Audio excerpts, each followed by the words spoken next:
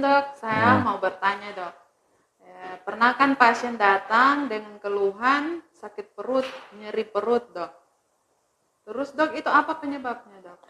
Nah, ini nyeri perut ya, yang terutama dirasakan setelah makan. Jadi ada pasien-pasien tertentu itu setiap dia makan setengah jam atau 1 jam kemudian disertai dengan nyeri perut yang hebat. Kalau di orang awam bilang itu angin duduk. Atau istilah medisnya itu angina pada usus. Memang angina itu juga ada pada jantung ya, namanya angina pectoris. Tapi ini adalah angina pada usus. Intinya, angina itu adalah suplai darah ke organ tertentu, dalam hal ini usus, itu mengalami pengurangan. Maka kita sebut dengan angina. Karena pada usus, maka gangguannya itu terjadi pada usus. Pasiennya itu menderita nyeri hebat karena suplai daripada darah ke usus itu berkurang. Terutama dirasakan ketika pasiennya selesai makan. Makanya kita menyebutnya angin duduk pada usus ya. Memang angin duduk kan dikenal masyarakat dengan angin duduk pada jantung.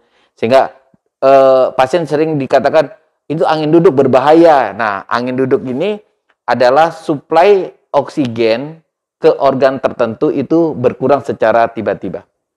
Apakah penyakit ini berbahaya dok? Nah, yang namanya angina itu bisa berbahaya ya, karena ketika suplai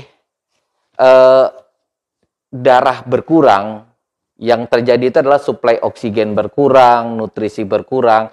Gejalanya itu bisa terasa nyeri hebat, sampai bisa terjadi yang namanya iskemik, sampai kematian daripada jaringan. Nah, kematian jaringan itu bisa berakibat terjadinya pendarahan pada usus dan perforasi. Itulah yang bisa menimbulkan kematian pada pasien yang mengalami angina atau angin duduk pada daerah usus.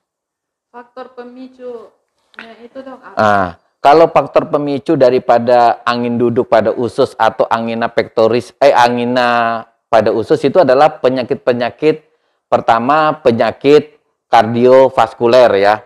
Pasien dengan hipertensi, darah tinggi, pasien dengan kadar lemak yang tinggi, terjadinya arteriosklerosis, kemudian ada penyakit jantung, dalam hal ini mungkin mengalami penyakit seperti irama jantung terganggu, atau yang kita sebut kadang-kadang ada penyakit atrial fibrilasi, kemudian gangguan daripada pembekuan darah, kemudian obat-obat terlarang seperti narkotika juga bisa mengakibatkan terjadinya suplai darah ke usus berkurang. Kemudian pasien-pasien yang seperti kebiasaan merokok pun bisa mengakibatkan suplai darah ke usus berkurang. Sedangkan penyakit-penyakit yang bisa mengakibatkan seperti ini adalah penyakit autoimun, seperti misalnya lupus. Karena pada penyakit ini bisa terjadi peradangan pada pembuluh darah arteri, termasuk pembuluh darah arteri di daerah usus. Bagaimana cara membedakan ini dok, penyakit angin duduk di usus dengan MAH? Nah, memang gejala angin duduk di usus dengan MAH itu gejalanya mirip-mirip ya, karena terasa nyeri di daerah perut. Sebenarnya secara klinis kita bedakan begini.